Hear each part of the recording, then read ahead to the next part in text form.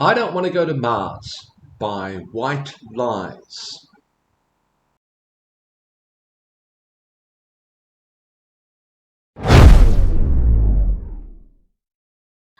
I'm going to be pivoting a little more towards music here on my channel, at least for a time.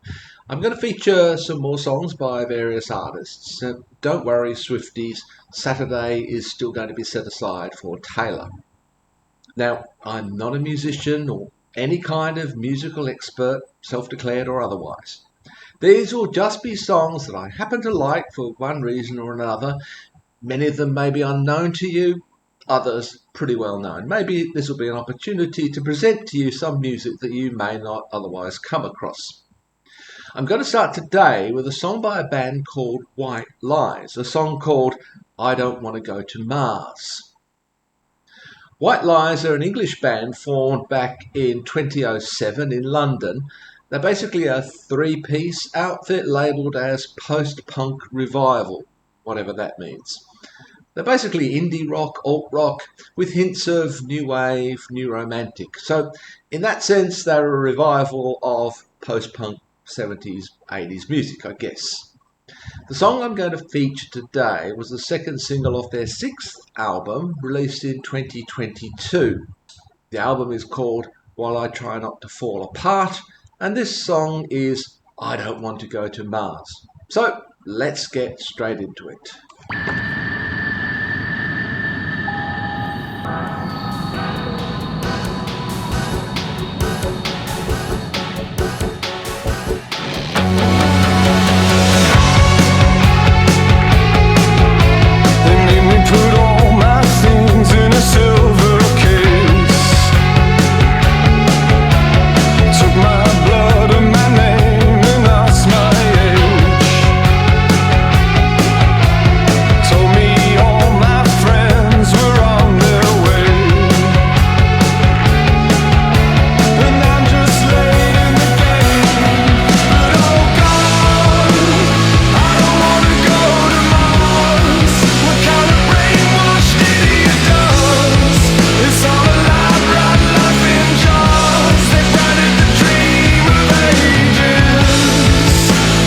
So the song for me at this stage is painting a picture of someone actually being forcibly removed to Mars.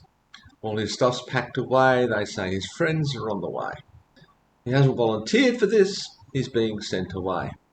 The lines that I find really interesting here are in the chorus, I don't want to go to Mars, what kind of brainwashed idiot does? I'm not sure whether this is a direct attack upon people like Elon Musk, who've made going to Mars one of their great goals, but it strikes me as quite pertinent because I think it's rather a romantic, somewhat fanciful idea that we can simply go to Mars and set up a colony there. Certainly extremely fanciful that we can actually terraform Mars. That's way beyond our capabilities. It may never be possible for a whole host of reasons. And even if it were possible, it would take thousands, if not tens of thousands of years. But the idea is being sold to us as the dream of ages. So I think there's some interesting ideas being presented here. First of all, the idea that colonizing Mars is a realistic possibility at the moment. Maybe we can get a few habitat domes up there eventually over the next 300 or 400 years. Maybe. But it's not a realistic proposal. Nevertheless, this idea has been sold to us as some kind of romantic ideal. And the third idea is that we're perhaps a little bit naive if we think this is only going to be about people going who want to go. There's a suggestion here that maybe this will be a place we can send less desirable people. Let's just go back to the beginning, take all that in.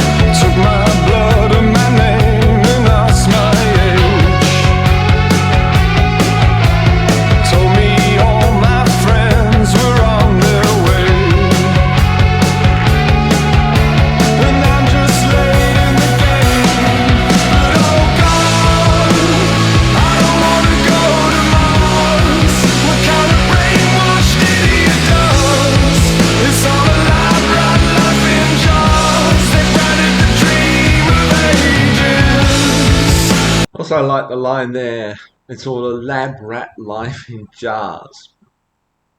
A couple of ideas that spring to mind there. Obviously, first of all, these will be habitat domes of some kind, like gigantic jars that are going to contain the entire population, the atmosphere, and so on. But also this idea that this is actually an experiment of some kind.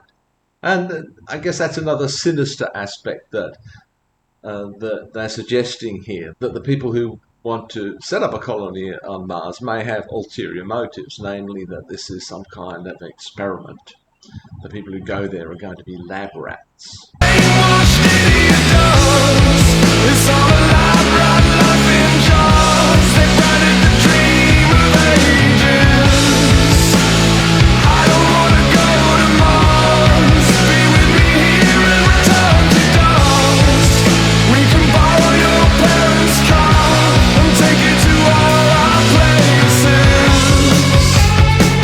At this point, the narrator in the song is really saying, look, I'd rather stay here and turn to dust with you. Let's spend our life here. Let's take the car. Let's go see all the places that we love here. Why would we want to go to Mars? I think this also reflects the notion that part of the idea of going to Mars is because we've made such a mess here that we have to go somewhere else and start again. We can't fix our problems here, so we have to escape. We have to go somewhere else and, let's be honest, make all our mistakes all over again. Once the population on Mars reached a significant number, what are the odds that Mars War 1 would break out? So the narrator's saying, look, let's stay here, let's see this world. Let's turn to dust here. We don't need to go to the dusts of Mars. Let's stay here and turn to dust together.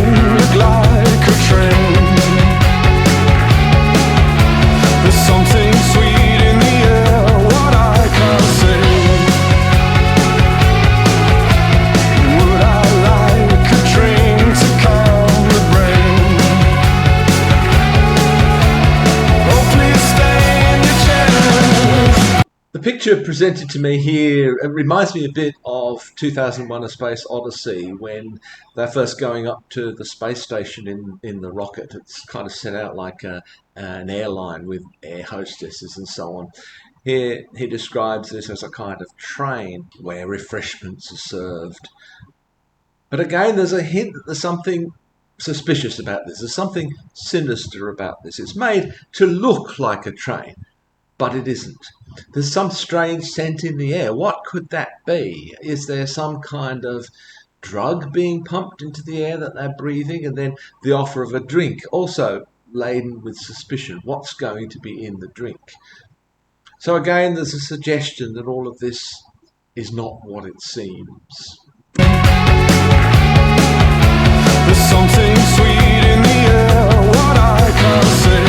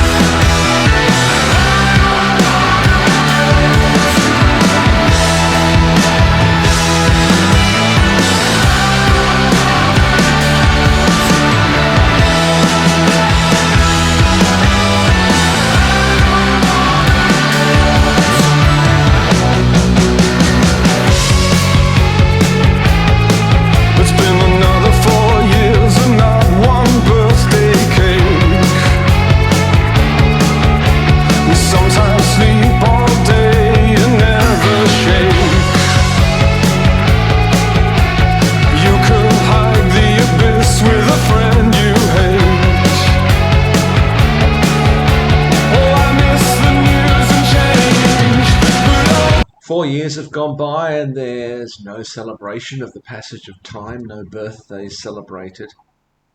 There's no change. He misses change. Everything's dull, boring, mundane.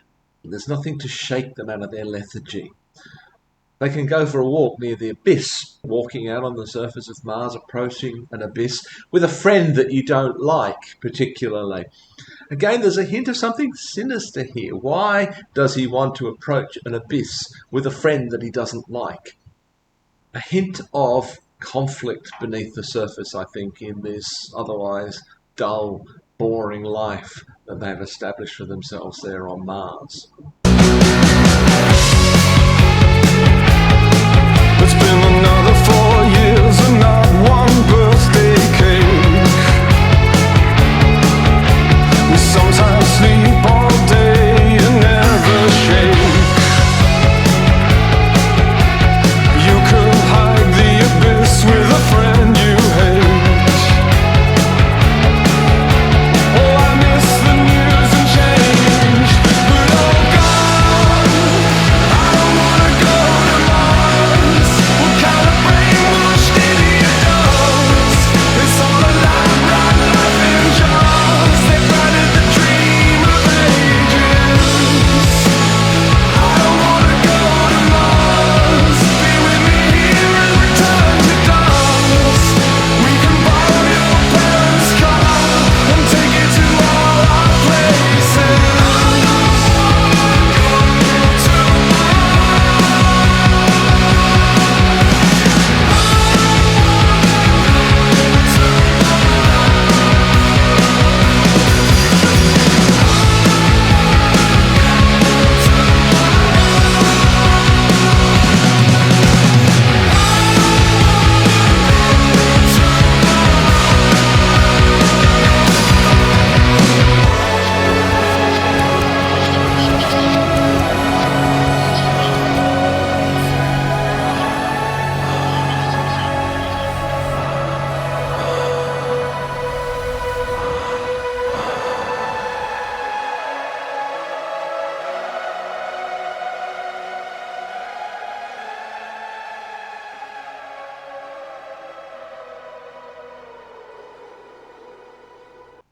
So there it is, I Don't Want to Go to Mars by White Lies. I think the song is challenging the whole dream of space travel. Now, I grew up with Star Trek. I love science fiction. I love the utopias that are sometimes painted of the future. But it's challenging that sort of idealistic view. It's challenging the idea that we can fix our problems by leaving them behind here on Earth. It's challenging the vision of this space exploration as some kind of great adventure, when in fact it's going to be just dull and boring. And it's also suggesting that we human beings are not going to change just because we relocate to another location in the solar system or in the galaxy. We'll take ourselves and our nature with us. And where we go, there are going to be undercurrents of darkness. There are going to be people who are not necessarily working in our best interest. There are going to be interpersonal conflicts. It's not going to be some paradise. And also this hint that if we can actually manage this task, if we can actually manage to set up a colony on Mars or maybe the moon, which is a little more practical, well, maybe we can send undesirable people there. We've done that before in our history. Living in Australia, which was once a penal colony for the British Empire. And maybe we could spend just a little bit more time looking after the planet that we actually have and enjoying what we actually have here. Musically, this is kind of a massive saturated production, a kind of wall of sound. There's a kind of angst in the vocals.